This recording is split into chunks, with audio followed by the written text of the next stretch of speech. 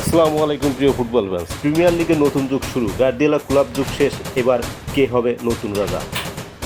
বন্ধুরা, ইউরোপিয়ান ফুটবলে শুরু হচ্ছে এক নতুন অধ্যায়। বহু বছর ধরে প্রিমিয়ার লিগে যেসব কিংবদন্তি কোচ আধিপত্য দেখিয়েছেন তাদের যুগ শেষের পথে। এখন প্রশ্ন, নতুন রাজা কে হবেন?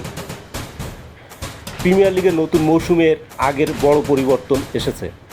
গার্দিওলা ও ক্লাবের মতো দীর্ঘদিনের প্রভাবশালী কোচদের যুগ শেষ হওয়ার নতুন প্রজন্মের কোচদের সামনে বড় সুযোগ তৈরি হয়েছে। মিকেল আর্তেতা সাম্প্রতিক সাফল্যের কারণে অন্যতম শক্তিশালী দাবিদার। Xabi Alonso, Roberto De Zerbi, Unai Emery ও অন্য তরুণ কোচদের নিয়েও অনেক আলোচনা চলছে। অন্যদিকে ট্রান্সফার মার্কেটও বেশ জমে উঠেছে। আর্সেনাল সহ বড় বড় ক্লাবগুলো নতুন খেলোয়াড় দলে ভেড়াতে সক্রিয় রয়েছে, যা নতুন মৌসুমকে আরও প্রতিদ্বন্দ্বিতাপূর্ণ করে তুলতে পারে। আপনার মতে নতুন মৌসুমে কোন কোচ সবচেয়ে সফল হবেন আর কোন দল জিতবে প্রিমিয়ার লিগ?